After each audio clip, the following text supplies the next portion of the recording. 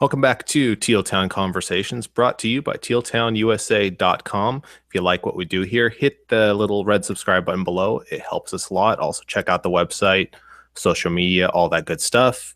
If you want to know about my social media, no idea why, you can find me on Twitter at ChrisJWS. So today I have a guest here. You might have heard of him if you follow the Sharks. He is the man, the myth, the legend, Mr. Kevin Kurz. How you doing, buddy? Good, Chris. How are you?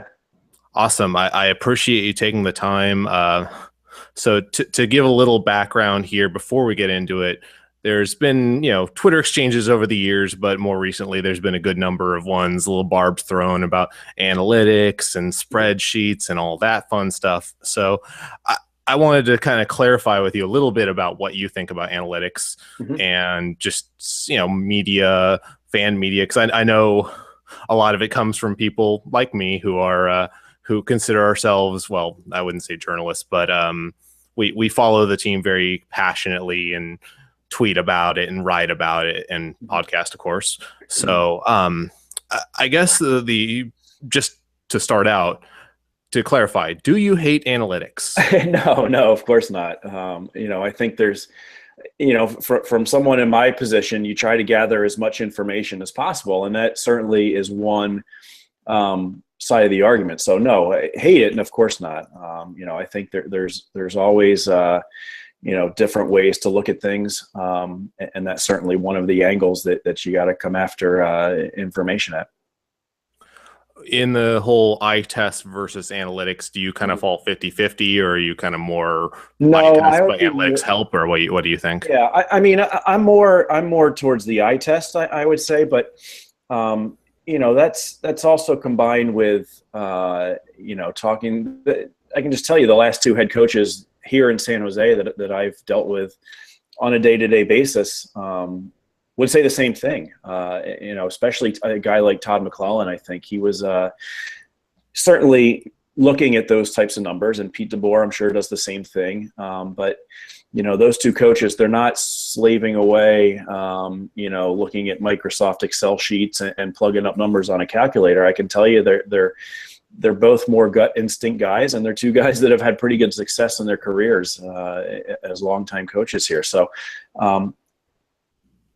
I think that's the most important point to make, is that, the more hockey people you talk to, the more you realize that while analytics is an interesting, a lot of times it's interesting debate, online or in social media or just in conversations. At the end of the day, most of these decisions that are being made, especially by the day-to-day guys, the coaches in the dressing rooms are more based on, player performance and just what they're seeing out there on the ice than, what a guy's Corsi might be. Yeah, that's understandable. And I think that one of the things that seems to be commonly misunderstood is I think it's better for macro decisions than micro ones, like making your day-to-day lineup change a little less than right. who you draft, who you sign in free agency. If you see a guy who might be undervalued in the free agent market because he doesn't look great, but he consistently performs, the numbers say he's a lot better than he may look on the ice, because there's guys who play ugly, obviously, and don't look that great, but somehow get results, and vice versa. So you mentioned a little bit about the coaches and how they don't really spend a lot of time on that. Do you know if the Sharks org what the general position of the org is? I assume since they are SAP and all that, they probably make at least some decent use of analytics farther in the front office. Yeah, a lot of teams, they do keep that stuff secret, and the Sharks are no different. You don't want to give away your trade secrets or offer too much information as to what you're doing behind the scenes. I'm sure they look at that stuff, and I'm sure Doug Wilson and he's got some people up there in the front office, Joe Will, I'm sure that are taking that sort of stuff into account, no doubt about it. But, in terms of if you're not going to find a detailed explanation from any team as to what they're doing and what they're not doing, just because they do like to keep that stuff close to the vest. But I do believe there is a fair amount of that stuff, being done in the front office when they're making decisions on guys, especially guys coming in from the outside, free agent additions that you might be looking at. Yeah, for sure. And I guess one thing I've noticed in recent years, because about 5 or 10 years ago, I barely even knew what Corsi or any of that stuff was, even though Mm-hmm. I followed hockey for a long time. Is it just me, or does it seem like it's becoming more and more mainstream? You see it referenced on broadcasts now. Oh You yeah, see yeah. a lot of that stuff. Yeah, I think the shot attempt stuff for sure, and the NHL, of course, took a more involved approach with that too, with the stats that they keep on their websites with the shot attempts and the shot attempt percentage, and people like me, we look at that stuff quite often. Especially I think for guys that might not be high end offensive producers. You want to see how much time they're spending in their own end and whatnot. So I think it's absolutely become more mainstream. But I also think there was a time, maybe about 2 years ago, where it got overblown a little bit. And I think, as teams started to hire more analytics guys, I think the narrative started to become, well, that's become more important than what we're actually seeing out there on the ice. And I think that was coming from a lot of places in the blogosphere, especially. But, what I would suggest is, and I think this has happened, was to pump the brakes on that a little bit, because as important as that stuff might be, and as interesting as it might be, and as, how much information it might provide as to how you look at a certain player, at the end of the day, these guys are being judged more on, how they look, I think, to their coaches in a day-to-day, how they practice, how they perform in certain situations. That stuff that is still more important, I think, than any coach, because, let's take a training camp, for example, or an exhibition game. I think basically those sorts of stats are just a supplement to what they saw on the ice. It's not when the coaching staff is going into the dressing room after the first intermission.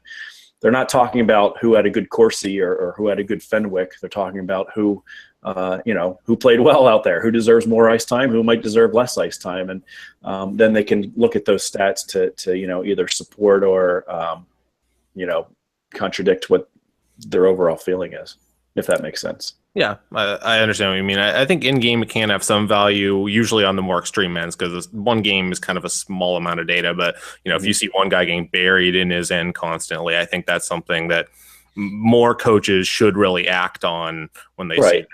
And that's, I assume that the eye test usually will show that as well, though. Not always, but it tends to.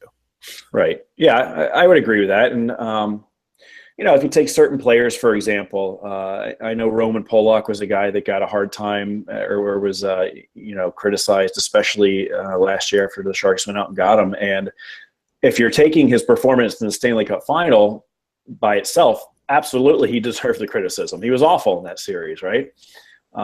But he also, before the Sharks got there, they needed another big body back there on that blue line. They needed a guy that I think other teams, created that fear in the other teams and go in the corner, a guy that would be tough, a guy that would finish his hits, a guy that would stand up for his teammates. And in some of those more heavy Western Conference final series, like the LA Kings and the St. Louis Blues, he was a valuable player. And Pete DeBoer and anybody in that Sharks dressing room would have told you that. To me, the mistake was from the coaching standpoint, not limiting the minutes of a guy like Roman Polak when he was getting completely exposed by the Penguins. Why is he out there playing 12 minutes a night when you're in the Stanley Cup Finals and you should just be riding your top 4 D-men? Play those guys 23, 24 minutes a night, because you just can't afford to throw a guy like Polak out there against the Penguins, and that never happened. So, that's obviously just one example. Yeah, agreed. And I think that's, something where a lot of the numbers support what you say there, where he was, he was a little bit of a liability at times in those other series, but really in the much slower style the West has been playing, right, largely for, the more plodding, heavy style, he wasn't really a big liability there. But when the Penguins, with all their speed came, and they just did it again this year.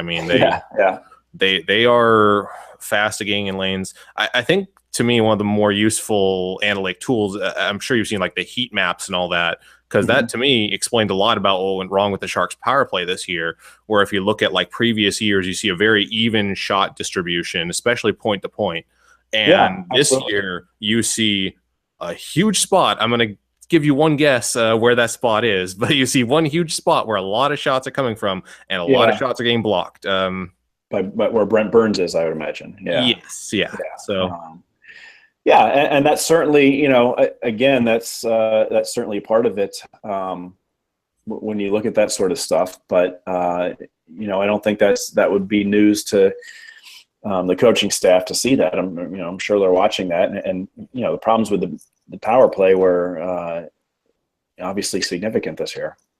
yeah, that was a huge drop off. And yeah, obviously, yeah, some people could probably, the eye test could tell you that as well to some extent. But yeah, that definitely, look at the charts and it's just sticks out like a sore thumb. You can see Okay. just Yeah. such a difference because you can literally compare one year to the next. Like you can look at the shapes and you see the shapes every year before that very similar until this year when suddenly there's just a very big shift that direction. I think the Penguins exposed that a bit in the Cup final last year because that's I think where it started, where it happened to be a lot of Brent Burns taking a shot. They always just got in front of it. They knew he was taking that shot every Yeah. single time, and it got worse as the year went on. I think more and more teams picked up on that. Yeah, which is surprising that they never really made any adjustments to the personnel. And again, that you question the coaching staff there is it's a valid criticism. Why were they running the same five guys out there for basically 90% of the season when there wasn't much puck movement? They were probably predictable and ineffective. And this is probably a discussion for another time, but with the coaching staff changes coming through right now, with the news about Bob Bubner and all that, so that's gonna be interesting to see what happens there, especially in light of I think it's Steve Spott, who's the special teams coach. I'm sure there's questions about him as far as the performance of that last year. So, he's coming back. That much has been confirmed already by Doug Wilson, but the Bubner vacancy obviously is going to have to be filled, and I would imagine they're going to look for a defensive-minded coach because keep in mind they're not just losing Bob, but they're also losing Larry Robinson, and Larry worked a lot with the defensemen both on the NHL team and in the system. Not as much because he lived in Florida and he wasn't around all that much, but he was still certainly an asset to those guys. For sure. So I alluded to earlier about how kind of things have changed a lot in the last 5 to 10 years, really, with analytics, but also, the advent of all kinds of blogs and other media and podcasts and stuff. And you've been in the industry, about 15, 20 years now, I think? Oh, not quite that. I'm not quite that old, but getting close to that. Yeah, 13 years, I guess it is. Okay. Yeah, it's, decent amount of time. So, I mean, you've really had to witness that because, I mean, the game is completely different from when you started now, would you say? The game or the media coverage? I guess when I say the game, I'm referring to the way media coverage works. Yeah, that's kind of not necessarily the best in this context. Sorry about that. It's interesting. When I was in Philly, really, we were the first team that sent a reporter, I guess, so to speak, on the road to create content for our own site. And actually, when the Kings were implementing their their insider, who was John Rosen now. It was I can't think of the guy's name who was before him, but Rich Hammond. I actually got a call from the VP of communications with the Kings asking me how we implemented all that in Philadelphia, and it's just kind of grown over the years like that. And now teams are hiring their own guys. Scott Burnside, obviously, in Dallas. Somebody with Vegas in Vegas now. I can't quite think of his name right now, but he just got hired. So that's one change, is the teams basically covering themselves, and it's always interesting to me to see how much leeway they get. Like, how much is Scott Burnside going to be able to write about the Dallas Stars if they're playing like crap? We'll find out. But yeah, obviously with the other blogs and the blogosphere, I mean, I don't follow the other sports too much in depth in that regard, but it seems to me that the NHL has a pretty vibrant community when it comes to, that sort of stuff, which is great. Very, very passionate, I'm sure, is one way to describe it. And I'm sure you've gotten your share of that passion over social media. Yeah, that's all right. During games, but I imagine I get my share of people rabbling at me, and I'm nobody. So I can't imagine how much hate you get, including from people like me. But it's sometimes That's I know part it's of a the little business. hard to kind of Everybody, discern yeah, the two. But yeah, yeah, it's understandable. I mean, I just thought of it. There's a lot of people now, ex Fear the Fin people, who actually work for the Sharks now in media as well. yeah. There's a couple. Yep, yep. I know John's there, so in their PR department. Yeah, Yeah, John and I think there's one or two others. I forget who. yeah. I know a few. Yeah, kind of launched through there. Jason, I think it was Jason Taylor. Jason Plank, he left. Jason Yeah, Plank. Yes, yeah. that's right. Yeah, A couple and he years moved on eventually. But yeah. I mean, it's interesting. There's definitely quite a pipeline of enthusiastic people who, and it seems like it's a good way to you can actually make your career that way now too. Would you say? Because I don't think 10 years ago people looked at a blogger that seriously. Yeah, I mean, you really got to get dedicated to it for sure. I've seen people come and go, and they kind of, they're kind of into it, but maybe not 100%. But that's true with anything. I could always tell too when I was in Philly and PR and hiring. I have to hire the interns, and you could tell within the first week or two which ones really wanted to be there, really wanted to make a career out of it.